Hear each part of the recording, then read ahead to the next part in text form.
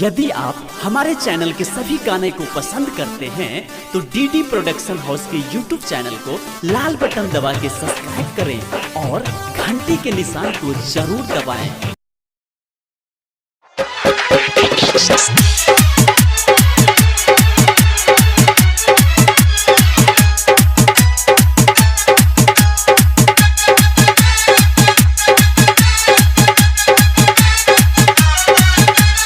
DJ Sumit Satish, DJ Sumit Satish, DJ Sumit Satish.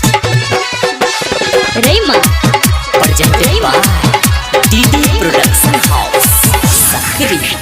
छौरी छौरी सुन गे छौरी, छौरी छौरी सुन गे छौरी, गे छौरी गे छौरी चढ़ल छो तू हर जवानी, गे छौरी चढ़ल छो तू हर जवानी, देख के आबैया मुँह में पानी, गे छौरी चढ़ल छो तू हर जवानी, देख के आबैया मुँह में पानी।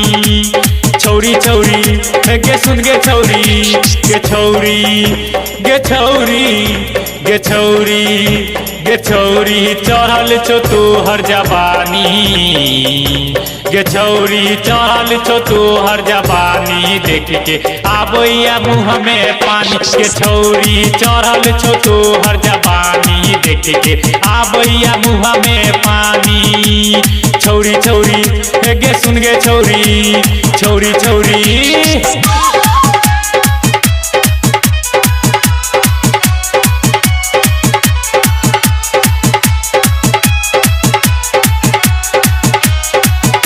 presented by DD production house Sakri. गाल तो हर गम गम गम को, प्यार के पायल छन छन छन को, प्यार के पायल छन छन छन को, प्यार के पायल छन छन छन को। गाल तो हर गम गम गम को, प्यार के पायल छन छन छन को। गे छौरी गे छौरी गे छौरी चूसे दे तोर के लाली, देख के चुवैया हमर पानी, गे छौरी चूसे दे तोर के लाली, देख के चुवैया हमर पानी।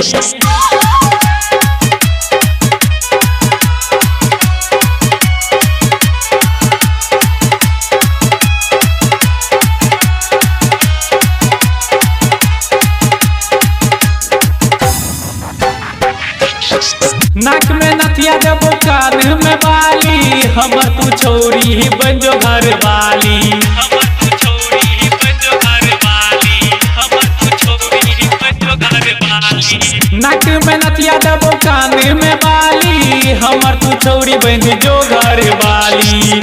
गे छौरी गे छौरी गे छौरी बढ़ जेतो परेशानी, देख के चुवैया हमर पानी, गे छौरी बढ़ जेतो परेशानी, देख के चुवैया हमर पानी। DJ Sumit Satish, DJ Sumit Satish, DJ Sumit Satish, DJ Sumit Satish. Rayman, Rayman, Rayman,